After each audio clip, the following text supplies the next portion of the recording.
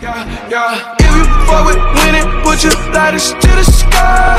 How could I make sense when I got millions on my mind? Coming with that bullshit. Hey guys, welcome back to the website and the channel, drivetomoney.com.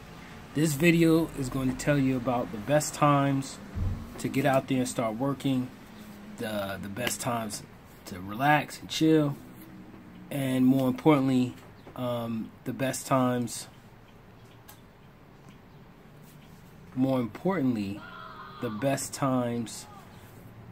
you're going to want to focus on to amount the best money you can in a short amount of time, whether it be to go to airports, whether it be to go to ball games, football games, basketball games, hotels, hockey games, and etc.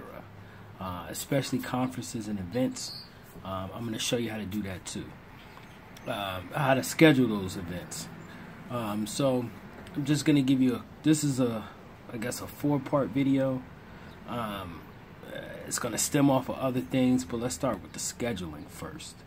So in order to be a successful Uber driver and not, take 20-30 hours, trying to drive for 20-30 hours straight just to make, a lot of money, that's just ridiculous, and that needs to stop. You can get into an accident or seriously hurt from falling asleep behind the wheel, so you don't want to do that. Now, if you put together a schedule for yourself, primarily, and this is the schedule, so write this down. I'll let you get a pen. Go ahead. Good. You came back. Good. So you want to start around 4 to 5 a.m. That's right, 4 to 5 a.m.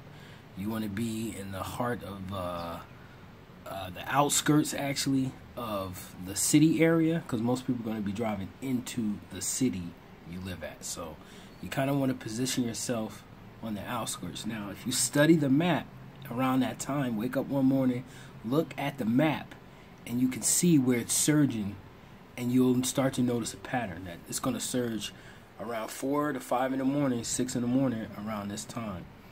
Or you can do it by experience. So if you start getting rides around that time out of this area, then you'll know to be at that area around this time, and those will be your more lucrative rides. So as the time goes on, you get to 6 to 7 o'clock a.m., more people are starting to wake up. By the way, those 4, 5 o'clock trips are going to be mostly airport trips or bus terminal or train trips. So those are going to be real lucrative. Those people are about business, and they're going to take you to where they're going to ask you to take them where they need to go, and they're going to actually tip you or not, but they're going to be quick in and out. Come 6, 7 o'clock, that's when the actual local work crowd gets up, and those people start driving around. They start going to bus stops. They start even going to train stations, airports, or the office. But the surge is going to start to intensify around that time. 8 to 9, that's when everybody's pretty much out the door. You got the kids going to school, college kids, people trying to catch the bus, people trying to get to work. That's going to intensify, and that's when the surge comes in. So you want to position yourself and still in the outskirts of the city area. For example, I live in the DMV, and you have Arlington, you have Bethesda, you have the northeast, southeast, you have Alexandria.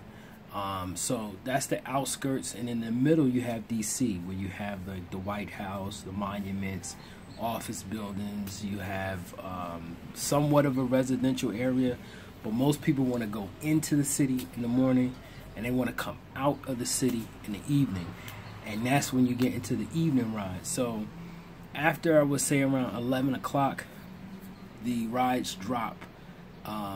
Essentially, they pretty much go away. You might be able to go to the airport and pick up a couple trips. You might be able to go to like Union Station or the train station, bus terminals, to pick up a couple trips. But it's pretty much dead. Around the DMV in your area might be a little bit different, but like I said, that's trial and error. Then at the evening, around, I would say around 4 o'clock, 5 o'clock, kids are starting to come home from school. College kids are starting to have to go to work. High school kids starting to have to go to work. And then you, at 7, 8 o'clock, you have that crowd that you picked up in the morning. Now they want to go back home. And after around 9 o'clock, 10 o'clock, that's pretty much it. If you want to stay around and pick up people who are closing out bars, maybe having to go to work on the late shift, if you want to stay the night out, then you have, you know, maybe a couple ball games or restaurants or clubs get out, you know, during the week, or bar shut down. You could take those people home who were working that shift, and then around 2, 3 in the morning, you have people coming off the late night shift that they might want to go home. You got, excuse me, my language, you got people who make calls to other people. They need to go to their house. So, yeah, you got that crowd too. And then it starts all over again. 4 in the morning, 5 in the morning. So that's pretty much it. You can pick the schedule you want, like Uber and Lyft says, but there are certain times, if you want to amount the money, if you want to make the money, you have to work. That just goes without saying. The weekend is a whole nother thing. I call that the muddy pit. So you can pretty much work anytime. But there's still specific times on the weekend, like the nighttime when people want to go to clubs and dinner.